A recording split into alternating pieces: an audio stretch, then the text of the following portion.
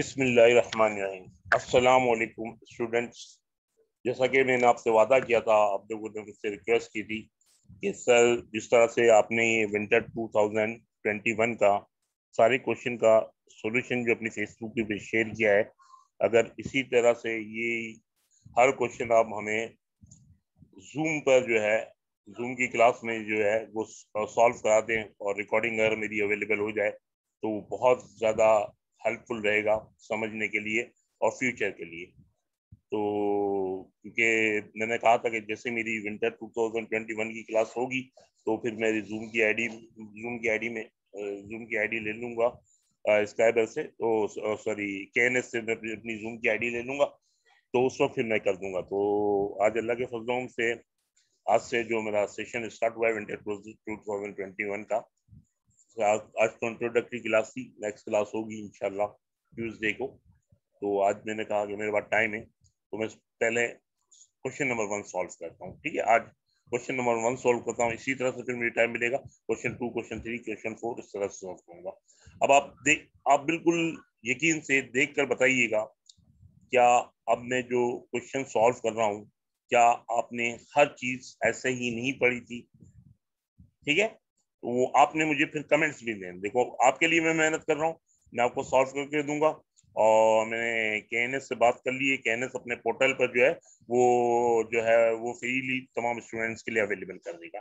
ठीक है, फिर आपने मुझे कमेंट्स भी देने कि हाँ सर इसी तरह से ये चीजें हमने पढ़ी थी और वाकई हम ये कर सकते थे, और और क्या भी आप लोगों ने किया भी है। कुछ कंफ्यूजन हुई थी एग्जाम में लोगों को, लेकिन किया भी आपने। चलें स्टार्ट करते हैं। देखिए बेटा, जिस तरह से हम हर क्लास में बेटा सीखते आए हैं कि हम स्टार्ट करते हैं बेटा जो है रिक्वायरमेंट से।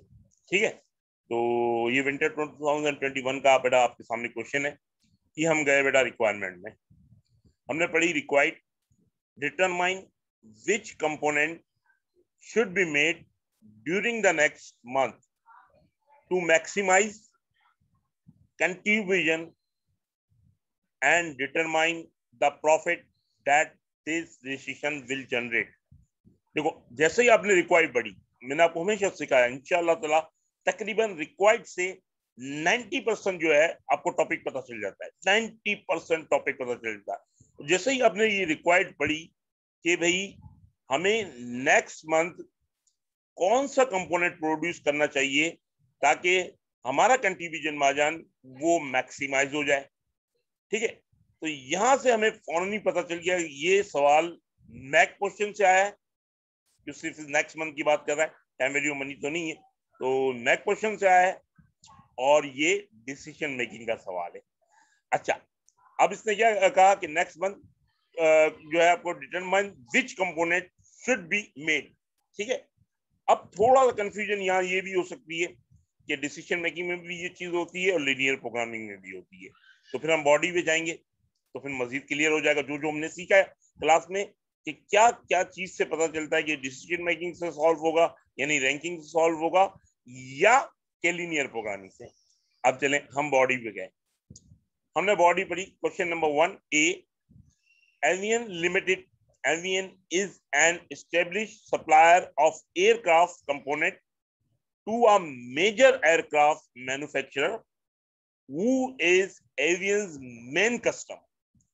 Avian has been offered the choice by its main customer of making component either X or Y next month but note both component. देखो यहां से क्लियर आपको पता चला गया सिर्फ एक ही कंपोनेंट बनाना, दोनों नहीं बनाने, सिर्फ एक ही बनाना। जब एक ही कंपोनेंट बनाना है इसका मतलब सिंगल रैंक आप दोगे और रैंक की बेस पर, क्योंकि आपको एक ही कंपोनेंट बनाना था, आपको सिखाया गया था कि लीनियर प्रोग्रामिंग। लीनियर प्रोग्रामिंग में होता क्या है कि आपकी बेटा दो प्रोडक्ट होती है।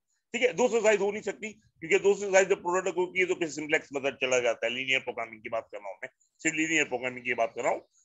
तो उसमें होता क्या है कि बेटा उसमें हमारे पास सारी पॉसिबिलिटीज होती है, यानी पूरा एक्स भी बना सकते हैं, वाई भी बना सकते हैं, एंड एक्स और वाई मिक्स भी बना सकते हैं। और ज्यादातर हमारा सोल्यूशन बेटा होता है साइमल्टेनियस इक्वेशन आता है। कुछ सवाल होते हैं जिसमें साइमल्टेनियस इक्वेशन डबल भी होती है, ट्रिपल भी होती है, लेकिन तो उसकी शर्त क्या है कि बेटा एक्स और वाई दोनों आप मिक्स बना सकते हो, मिक्स ही नहीं बना सकते, यहाँ तो बनाना ही है कि, तो इसका मतलब सिंगल रैंक देना है कि एक्स में ज्यादा प्रॉफिट है या वाई में ज्यादा प्रॉफिट है, उस पर डिसाइड करना है। तो पता चल गया कि सिंपल डिसीजन मेकिंग है, रैंक देंगे हम एक्स और वाई को, जिसका रैंक फर्स्ट होगा उसको बना देंगे। ठीक है सर, वो यहां से आपको पता चल गया। तो कोई लीनियर प्रोग्रामिंग नहीं थी। हाँ, स्टूडेंट कंफ्यूज हुए। कहाँ कंफ्यूज हुए? both component use the same metal, which is a carbon steel base alloy, of which 18,200 kg only are available and cost rupees 3,125 per kg। के सिर्फ 18,200 मटेरियल अवेलेबल है और मटेरियल की कॉस्ट है 3,125। यहां तक तो अगर बात करते हैं तो लिमिटिंग फैक्टर सिंगल नजर आया उनको। फिर वो आगे बढ़े, the component are made by passing through two fully automatic machine lines। ये कंपोनेंट जो है मशीन लाइन पे बनते हैं, दो मशीन लाइन यूज होती है, machine line A and machine line B, whose monthly operating hours are limited 5,600 6,300। Student घबरा गया, क्या तीन लिमिटिंग फैक्टर हो गए? ये मटेरियल भी लिमिटिंग फैक्टर है, मशीन ए भी लिमिटिंग फैक्टर है, मशीन टू भी लिमिटिंग फैक्टर है। आपको ये टेंशन लेने की जरूरत ही नहीं, क्योंकि उसने आपको पहले ही क्लियर कर दिया कि या तो एक्स बनाना है या वाई बनाना है। एक्स बनाना है या वाई बनाना है तो सिंपल आपको पता है ये रैंक पे सॉल्व हो जाएगा। यानी सिंपल डिसीजन मेकिंग है, लीनियर प्रोग्रामिंग तो वाई नहीं। ये चीज हमने क्लास में सीखी थी और माशाल्लाह माशाल्लाह अल्हम्दुलिल्लाह के तमाम स्टूडेंट्स ने जो है इसको डिसीजन मेकिंग से ही किया। हाँ, कुछ स्टूडेंट दूसरे थे बेटा, उनके कमेंट्स आए किसी को लीनियर प्रोग्रामिंग का शक हुआ था, लेकिन बहुत से स्टूडेंट आपको पता है कि डिसीजन मेकिंग और एंड टाइम पे जो डिसीजन मेकिंग का रिवीजन नहीं करते, बजटिंग का भी रिवीजन नहीं करते, तो ट्रांसफर प्राइस और वर्किंग कैपिटल पढ़ते, तो उनको थोड़ा सा फेस हुआ। लेकिन अल्हम्दुलिल्लाह बेटा जिन स्टूडेंट ने वाकई डिसीजन मेकिंग को पढ़ा था, सारी मतलब मैकेट ऑफ सारी पढ़े थे, तो उन्होंने इजीली पहचान लिया कि यह डिसीजन मेकिंग से, और इजीली पहचान लिया कि ये तो सिंपल रैंक है, रैंक से सॉल्व हो जाएगा और ऐसे ही ये सवाल तो 15 मिनट में हल हो जाएगा, मसला ही नहीं है। ठीक है सर, तो ये पता चल गया सर। अच्छा, अब आए सर, अब हमारे पास जो है इंफॉर्मेशन दी हुई है कि कंपोनेंट एक्स और वाई, अच्छा मैक्सिमम डिमांड, ठीक है 9,800 या 12,600। अगर वाई लेगा तो 12,600 लेगा और एक्स लेगा तो 9,800 लेगा। टारगेट सेलिंग प्राइस 36,250 और 28,750 है। अच्छा, मेटल कितना लगता है एक कंपोनेंट में? 2.35 kg एक यूनिट बनाने के लिए और 2.15 kg एक यूनिट बनाने के लिए। अच्छा, machine line A R per unit, machine line A के जो है पर यूनिट पर आर कितने कंज्यूम होते हैं बेटा? 0.65 0.4। ठीक है, इसी तरह से मशीन लाइन बी के आर एक यूनिट पर कितने खर्च होते हैं बेटा? 0.55 और 0.6। ठीक है, फिर वेरिएबल ओवरहेड पर मशीन आर जो है 15,000 है।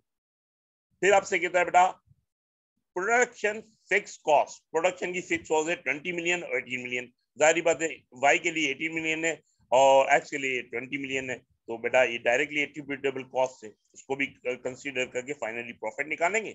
ठीक है, कि वाई में ज्यादा प्रॉफिट है या एक्स में ज्यादा प्रॉफिट है, टोटल प्रॉफिट निकालेंगे वाई और एक्स का, और फिर आराम से हम बता देंगे कि एक्स बनाए या वाई बनाए फॉर द प्रॉफिट मैक्सिमाइजेशन। ठीक है सर, ये थी इसकी पहली रिक्वायरमेंट। आए चलिए इसको हम सॉल्व करते हैं। इसको सॉल्व करते हैं। आपको पता है कि रैंक देने के लिए बेटा सीधा सीधा बड़ा सिंपल सा सॉल्यूशन हमारे पास है बेटा। तो एक्स या वाई दोनों में से एक का डिसाइड करना है, दोनों का प्रॉफिट कैलकुलेट करना है सिंपली। ठीक है, तो आ जाते हैं बेटा सेल प्राइस। सेल प्राइस है बेटा हमारे पास 36,250। ठीक है, और सेल प्राइस है इसकी बेटा 28,750। ये हमारे पास सेल प्राइस है। ठीक है, अब हम चलते हैं बेटा वेरिएबल कॉस्ट की तरफ। ठीक है, अब वेरिएबल कॉस्ट में बेटा हमारे पास जो है वो आ गया मेटल। ठीक है। मेटल है बेटा हमारे पास,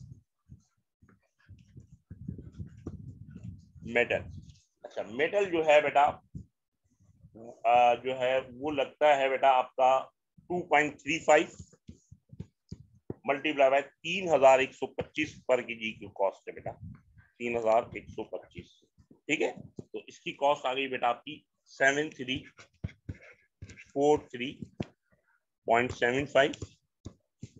ठीक है, फिर इसी तरह से बेटा आपका उसमें लगता है बेटा 2.15 वाई में 2.15 मल्टीप्लाई बाय 3125। तो ये बेटा वाई में आपकी वेरिएबल कॉस्ट आ गई इसकी मेटल की 6718.75। ठीक है बेटा। फिर ये कहता है बेटा आपका ये वेरिएबल ओवरहेड। अच्छा, वेरिएबल ओवरहेड की बात करते हैं madam. Variable overhead, variable overhead के लिए इसने कहा है बेटा 15,000 पर मशीन आर। ठीक है, अब हम मशीन आर देखते हैं बेटा। मशीन आर बेटा हम प्रोडक्ट एक्स में देखते हैं बेटा। तो प्रोडक्ट एक्स में बेटा लाइन ए के 0.65 और लाइन बी के जो बेटा 0.55, तो इस तरह से 1.2 हो गए। ठीक है सर, 1.2 आवर्स और 15,000 रुपए कॉस्ट है बेटा। ठीक है, तो ये हो गया बेटा आपका 18,000। फिर हम चलते हैं बेटा प्रोडक्ट जो है वाई में जो है बेटा 0.4.6, लाइन ए 0.4 और लाइन बी जो है बेटा 0.6, तो 1 आवर हो गया मल्टीप्लाई 15,000। ठीक है बेटा, तो ये 15,000 इसमें आ गया बेटा आपका वेरिएबल कॉस्ट। ठीक है बेटा, तो टोटल वेरिएबल कॉस्ट आ गई बेटा आपकी एक्स और वाई की मिलाकर। एक्स की बेटा आपकी वेरिएबल कॉस्ट आ गई 25,343.75 और वाई की कॉस्ट हो गई बेटा 21,718.75। ये आपके पास बेटा वेरिएबल कॉस्ट आ गई। ठीक है, जब ये आपने माइनस कर दिया बेटा, तो अब आपके पास आ गया contribution margin per unit, CM per unit. एक यूनिट पर आपका सीएम कितना आ गया बेटा? इसमें आ गया बेटा 10,906.25 और इसमें बेटा आपका सीएम आ गया 7031.25। अब देखना है बेटा कि हमारे पास मैक्सिमम यूनिट्स बन कितने सकते हैं, क्यों हमारे पास रिसोर्सेज लिमिटेड, 3 रिसोर्सेज लिमिटेड है, तीनों पर हमें चेक करना पड़ेगा बेटा कि हमारे पास बन कितने सकते हैं। ठीक है, इसकी हम वर्किंग करते हैं बेटा। ये हम वर्किंग कर रहे हैं, वर्किंग एक्स कितने बन सकते हैं और वाई कितने बन सकते हैं जो हमारे पास रिसोर्सेज लिमिटेड। तो बेटा रिसोर्सेज लिमिटेड है हमारे पास metal.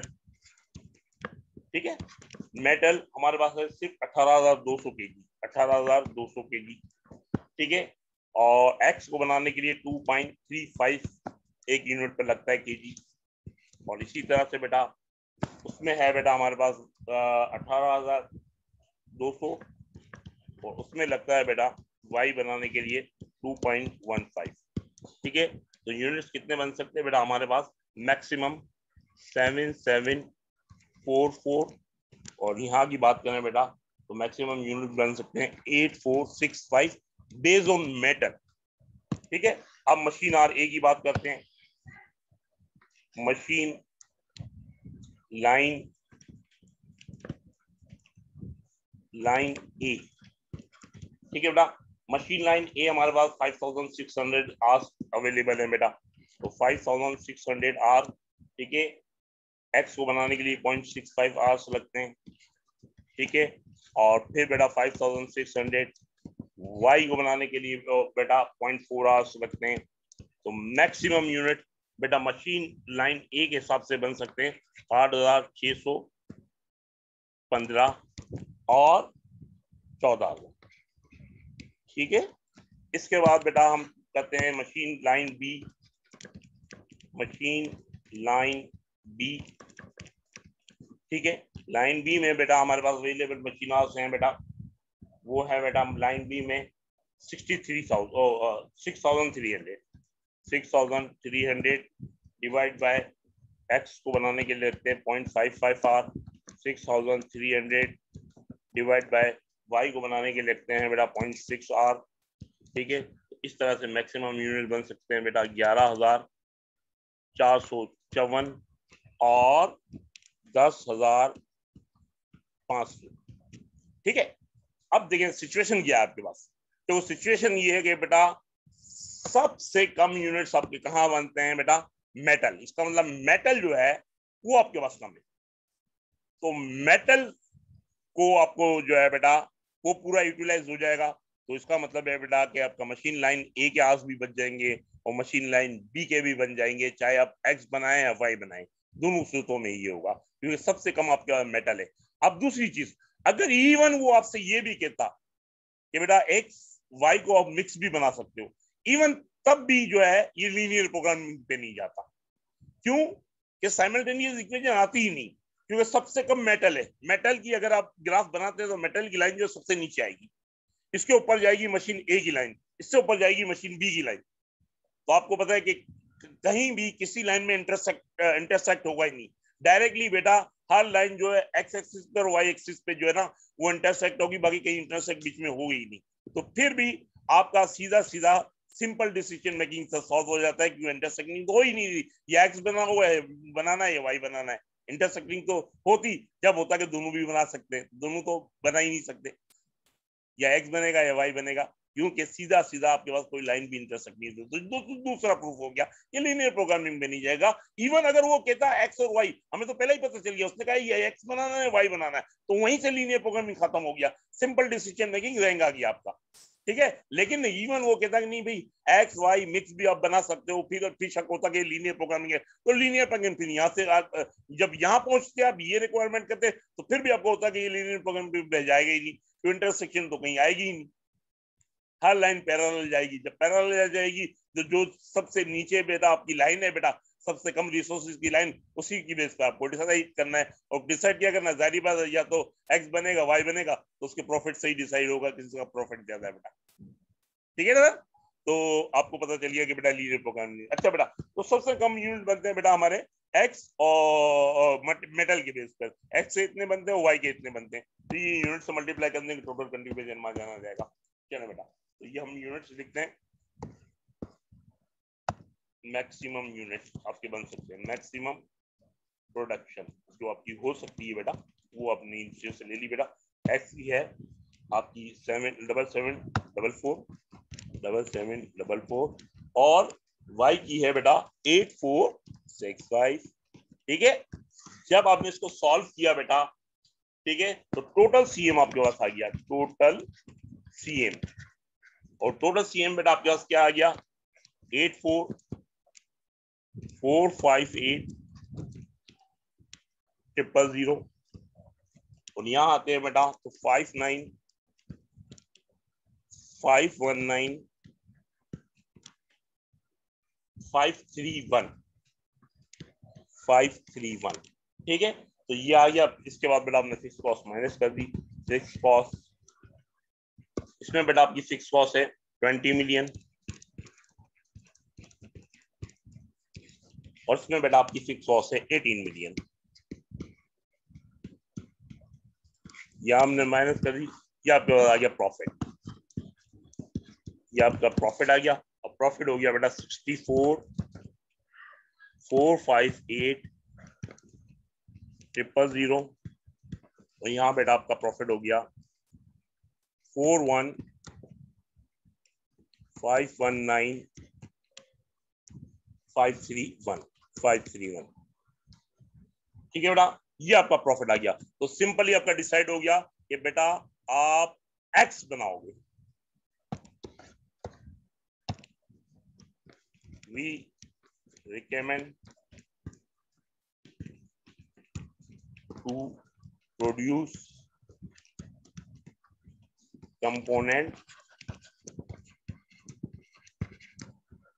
X to maximize the profit, maximize the।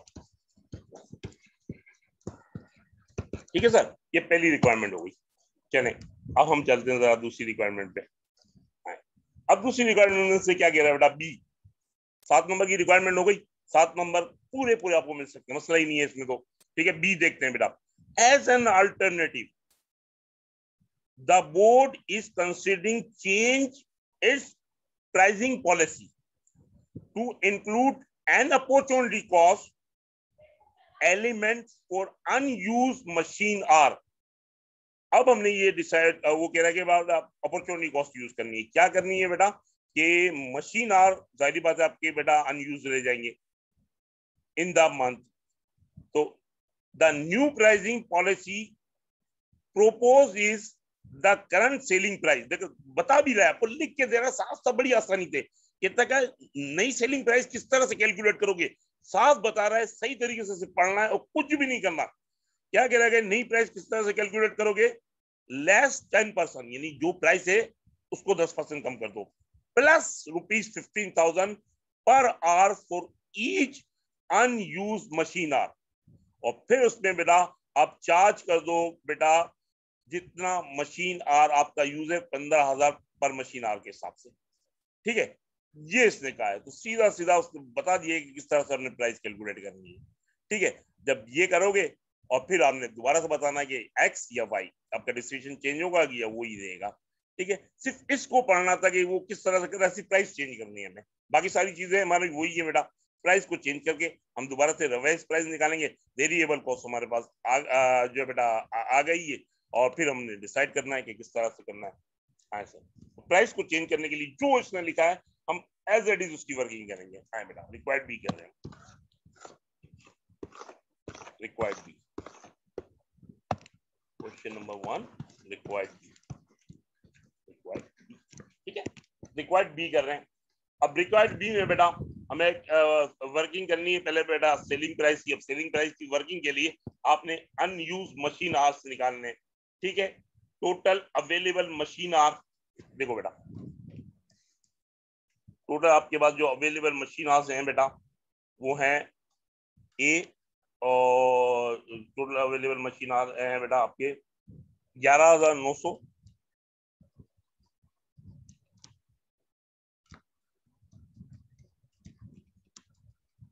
अच्छा, यूज जो है आपका बेटा उसमें होंगे टोटल मशीन आवर्स आपके पास 11,900 और टोटल अवेलेबल मशीन आवर्स दोनों के मिला के बेटा एक्स और वाई दोनों के मिला के 11,900।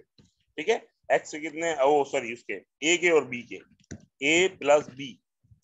देखो ए के आपके मशीन आवर्स हैं बेटा 5,600 और बी के मशीन आवर्स हैं बेटा आपके 6,300। तो इन दोनों को ऐड करोगे तो टोटल 11,900। ठीक है, टोटल 11,900 मशीन आवर्स आपके पास अवेलेबल है। ठीक है बेटा, अब आपने देखना है बेटा एक्स और वाई में। ठीक है, अब बेटा यूजेज, यूजेज जो होगी बेटा, आप एक्स बनाते हो बेटा।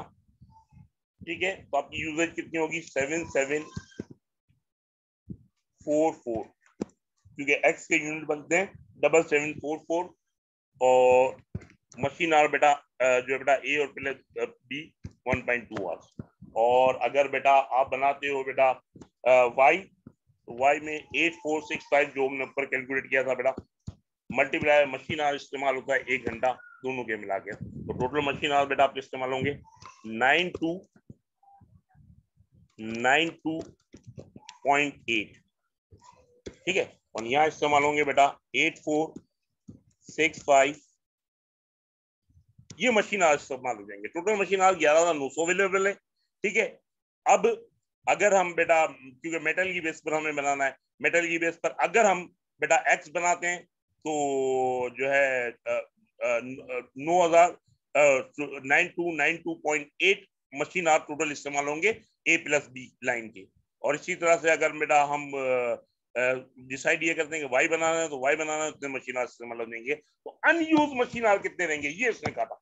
अनयूज मशीन आवर जो लिखा है हमने वही किया, कुछ नहीं करना, सिर्फ उसने लिख कर दिया अनयूज मशीन आवर, ये आपके अनयूज हो जाएंगे मशीन आवर।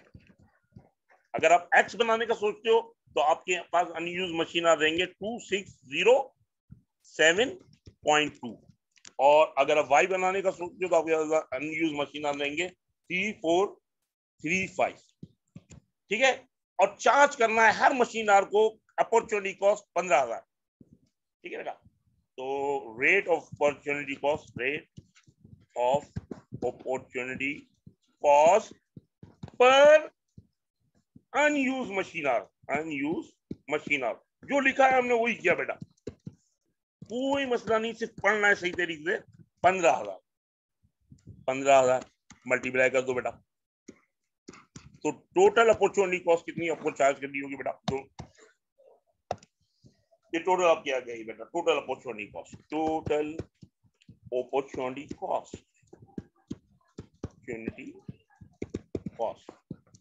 ये हमारे पास टोटल अपॉर्चुनिटी कॉस्ट आ गई बेटा 39,108,000 51,525,000 ये टोटल अपॉर्चुनिटी कॉस्ट आई। ठीक है, अब यूनिट्स आपके कितने बन सकेंगे बेटा?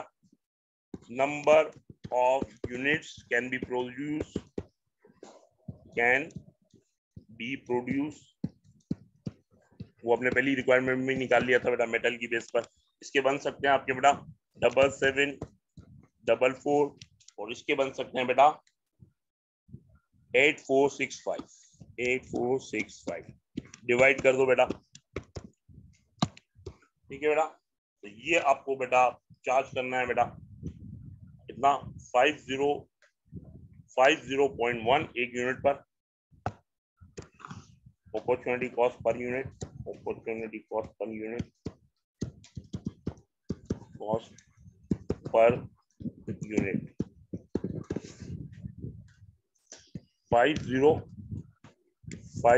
50.10 और 6086.83 ये अपॉर्चुनिटी कॉस्ट आ गई बेटा। ठीक है, और इसमें उसने कहा था जो एग्जिस्टिंग प्राइस है उसमें 10% माइनस कर दो। ठीक है, तो बेटा current price less 10%, current price less 10%, जो कहा था वही हम कर रहे हैं। तो करंट प्राइस है बेटा 36,250 एक्स की मल्टीप्लाई 0.90। ठीक है, तो ये आ गई बेटा 32,625। ठीक है, और इसके बाद बेटा दूसरे की जो आपकी करंट प्राइस आ गई बेटा 28,750 की करंट प्राइस है, 10% माइनस किया और 90% हुआ, तो ये आ गई बेटा 25,875। देखो यही उसने कहा है 10% आपने करंट प्राइस में से लेस करना है और अपॉर्चुनिटी कॉस्ट 15,000 पर मशीन आर की बेस पर जितने अनयूज मशीन आर है वो आप कैलकुलेट कर लो। वो हमने कैलकुलेट कर लिया, तो ये रिवाइज प्राइस आ गई बेटा, नहीं revise price of X and Y.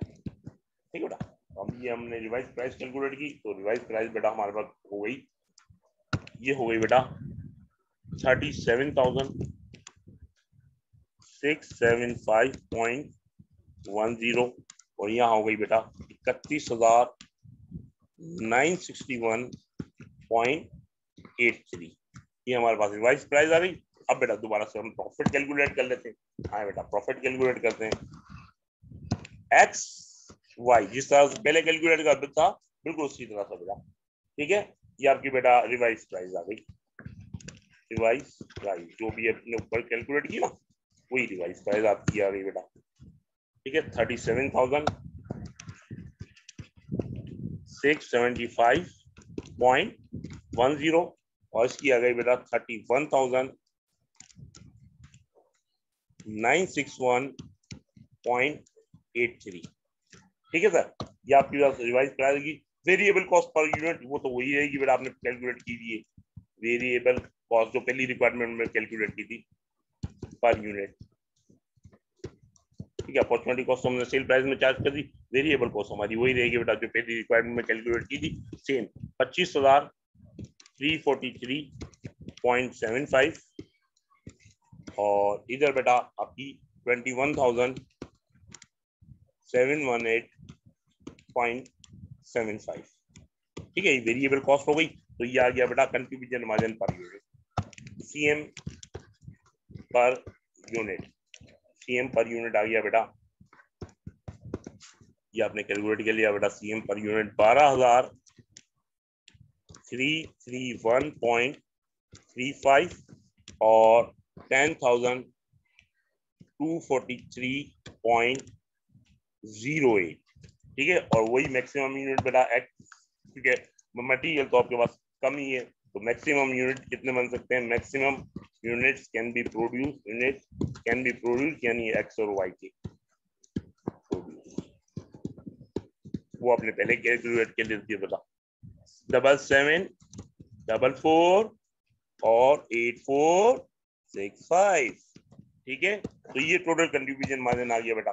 Total contribution margin क्या आया बेटा, total contribution margin, total contribution margin आया 95,494,000, ठीक है। और ये आया बेटा आपका 86,707,656, ठीक है। 6 कॉस्ट माइनस कर देते हैं बेटा, 6 कॉस्ट बेटा आपकी वही है 20 मिलियन और 18 मिलियन, ये 6 कॉस्ट हम माइनस कर देंगे बेटा, ठीक है। तो ये आपके पास आ जाएगा बेटा प्रॉफिट, ठीक है। ये प्रॉफिट आ गया बेटा 75,494 और 000, और यहाँ आ गया बेटा आपका 68,707,656, ठीक है। तो again our decision goes to in favour of X. दोबारा से बेटा हम वही लिखेंगे, we still recommend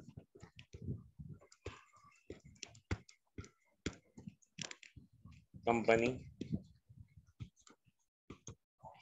to produce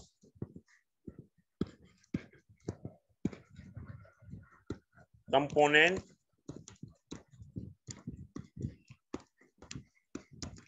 X to maximize profit,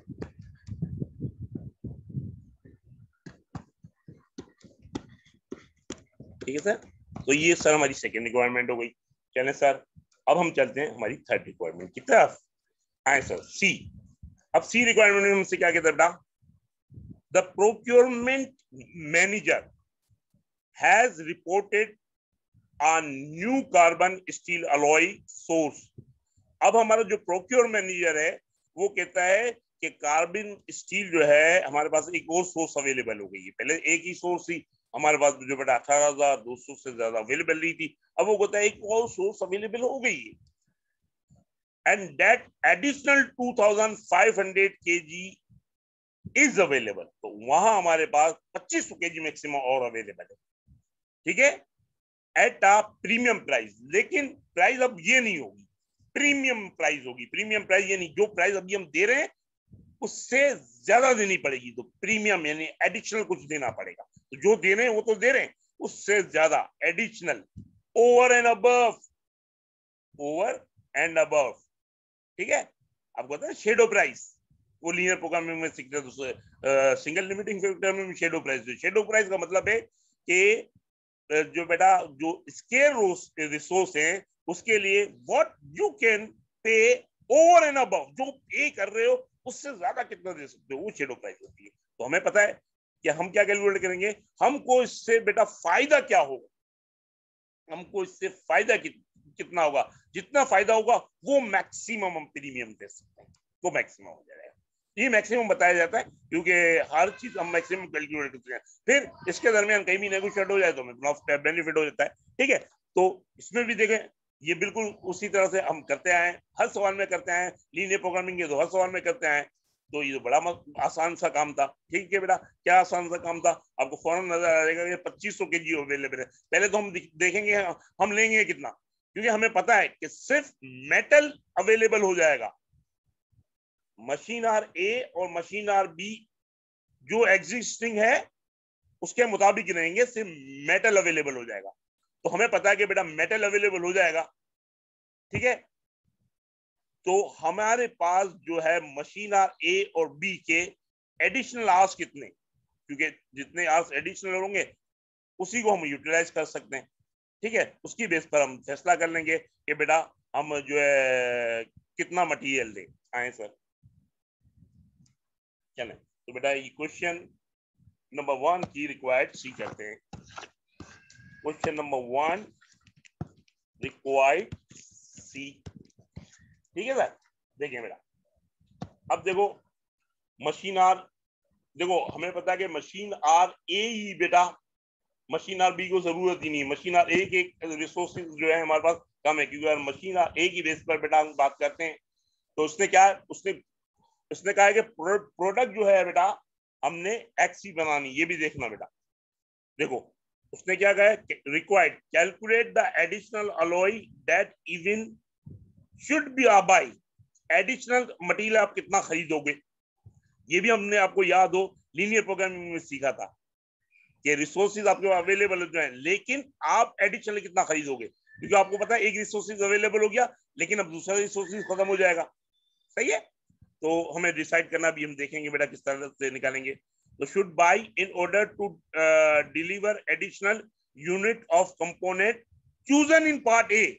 अब सिर्फ एक्स की बात करनी है, हमें वाई को खत्म, कि जो हमने पार्ट ए में चूज किया था, पार्ट ए में हमने एक्स चूज किया था, एक्स बेस पे कैलकुलेट करना है कि एक्स के हम एडिशनल यूनिट कितने सप्लाई कर सकेंगे अगर हम जो है बेटा एडिशनल मटेरियल ले लें, subject to any existing machine constant. कहता है मशीन कंस्टेंट वही रहेगी, यानी इसमें कोई इजाफा नहीं होगा ए और बी मशीन आर। तो हमें पता है ए कम है बेटा, बी थोड़ा सा ज्यादा अवेलेबल है। Also recommend the maximum premium to pay as percentage of current alloy cost per kg। फिर आप कैलकुलेट करो कि आप मैक्सिमम प्रीमियम कितना दे सकते हो, ठीक है, एज परसेंटेज ऑफ करंट जो एलॉय की जो प्राइस हम पे कर रहे हैं उसके परसेंटेज में कन्वर्ट करके बता दो बेटा। Ensure an overall profit margin of 20% for the month is achieve. और इस तरह से आपने कैलकुलेट करना है, वो कहता है कि हमें ओवरऑल कंट्रीब्यूशन मार्जिन जो है महीने में 20% चाहिए, ठीक है। सीधा सीधा जो जो सारी बेसिस का टारगेट है वो निकाल दो, जो बचेगा वो एडिशनल मटेरियल के हम दे सकते हैं। बड़ा आसान सा है ना, जो ये टारगेट से प्रॉफिट पता है, कॉस्ट पता है, सब कुछ निकाल लो और जो बचेगा वो मैक्सिमम मटेरियल के दे सकते हैं, ठीक है। ये आ जाओ बेटा। तो इसी की रिक्वायरमेंट करना है बेटा, और हमें पता है कि सिर्फ एक्स की बात करेंगे हम, और हमें पता है कि machine available machine R A को ही चेक करना, क्योंकि ए कम है, ठीक है। बी तो हमारे पास ज्यादा है, बी के मशीन आर तो हमारे पास ज्यादा है, ए के कम है, क्योंकि बी के मशीन आर से तो एक्स की क्वांटिटी बहुत ज्यादा बन सकती है, लेकिन ए के मशीन आर कम है। तो मैक्सिमम आपके पास जो available machine R for A है बेटा, वो है आपके पास 5600, ठीक है बेटा। अच्छा, यूटिलाइज कितने हो जाएंगे, जो हमने रिक्वायर्ड है में बेटा कैलकुलेट किए थे, यूटिलाइज हो जाएंगे बेटा 7744 मल्टीप्लाई 0.65, कितने आवर्स इस्तेमाल हो जाएंगे बेटा, 5033.6, ये आपके आवर्स इस्तेमाल हो गए। तो बेटा अब आपके पास स्पेयर आवर्स कितने रह जाएंगे, स्पेयर आवर्स, ठीक है, स्पेस आप आपके देंगे बेटा 566.4। Machine R required to produce 1 unit, machine R required to produce 1 unit of X, 1 unit of X, ठीक है ना, 0.65।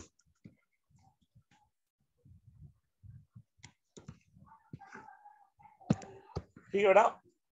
तो अब बेटा जो additional unit of A could be produce, additional unit of x, additional units of x could be produce, कितने produce हो सकते हैं बेटा? ये आ गया बेटा हमारे पास 871, ठीक है 871। और मटेरियल कितना रिक्वायर्ड है बेटा हमारे को? Material required per unit 2.35 multiply कर दो, कितना मटेरियल बेटा हम एडिशनल लेंगे, ठीक है। तो एडिशनल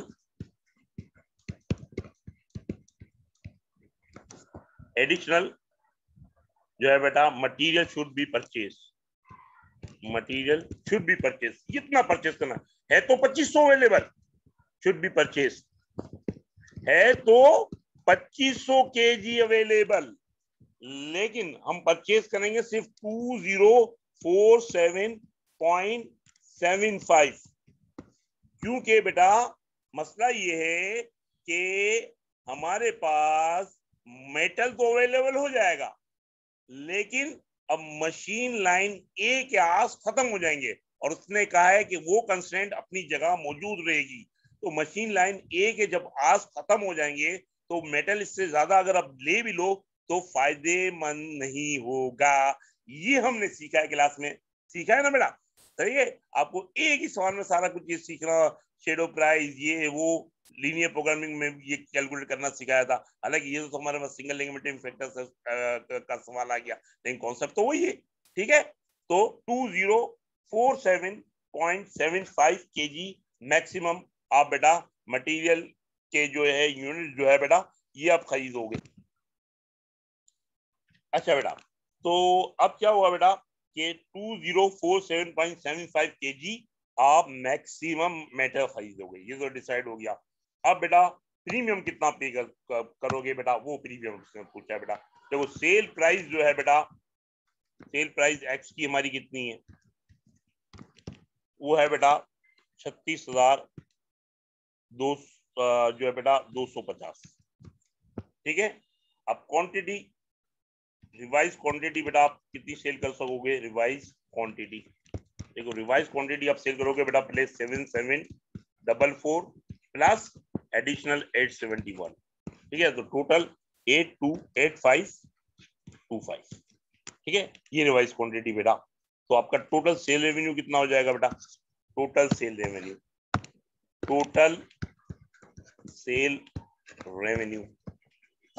बेटा आपका हो जाएगा 309,031,250। इसने कहा कि हमारा टारगेट क्या है? 20% जो है बेटा हमें मार्जिन चाहिए, ठीक है। रिक्वायर्ड मार्जिन कितना चाहिए? रिक्वायर्ड मार्जिन तो खुद लिख के दे रहा है क्या करना है हमें, ठीक है। कितना चाहिए भाई? 20%। माइनस करो बेटा, 20% मार्जिन हमारा बनता है 61,806 और 250, माइनस कर दो बेटा। अच्छा बेटा, ये तो वो हो गया। फिर मेटल की कॉस्ट, एग्जिस्टिंग जो मेटल इस्तेमाल कर रहे हैं उसकी कॉस्ट पहले निकाल दो। एग्जिस्टिंग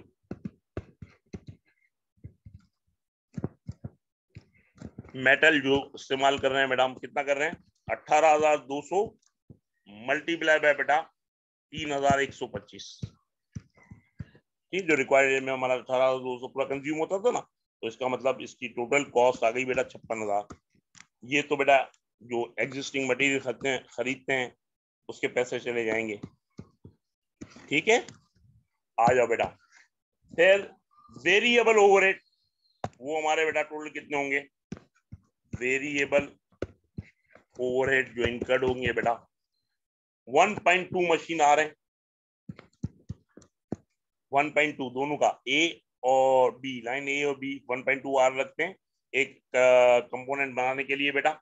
1.2 मल्टीप्लाई बाय रेट कितना है बेटा? 15,000 वेरिएबल ओवरहेड का रेट है, और टोटल यूनिट कितने बनेंगे बेटा?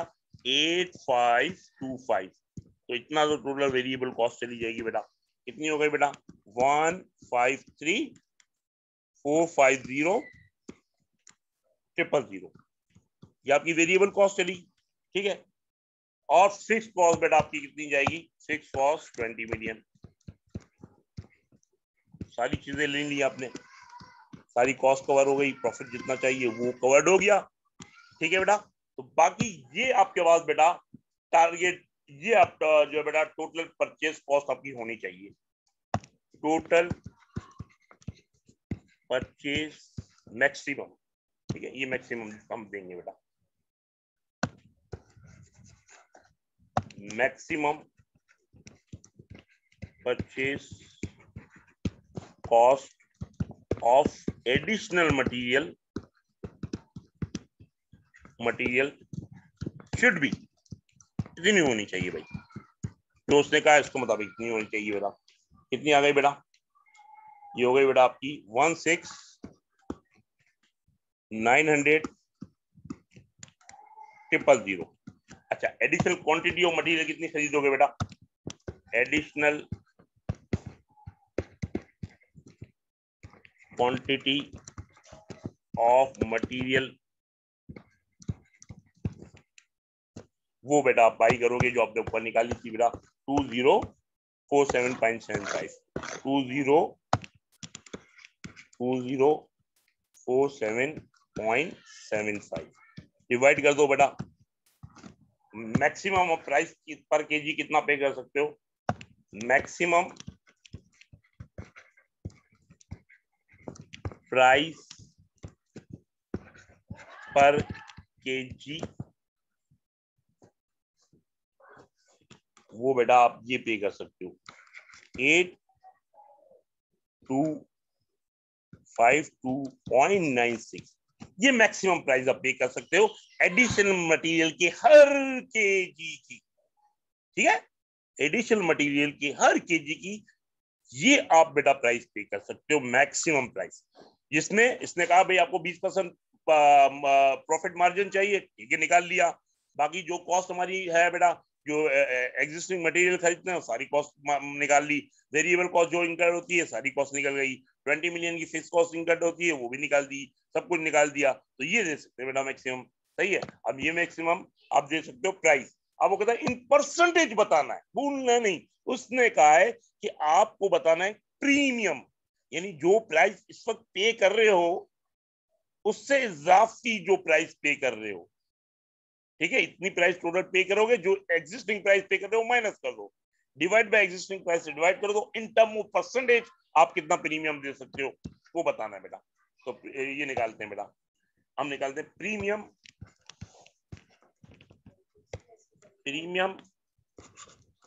परसेंटेज।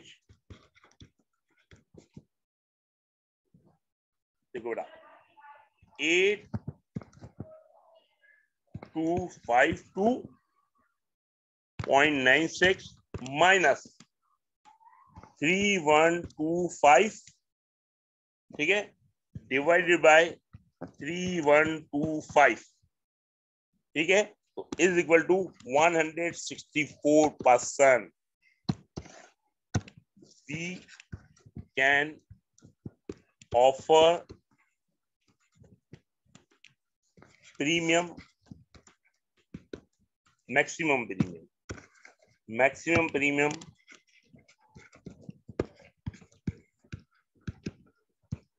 164% above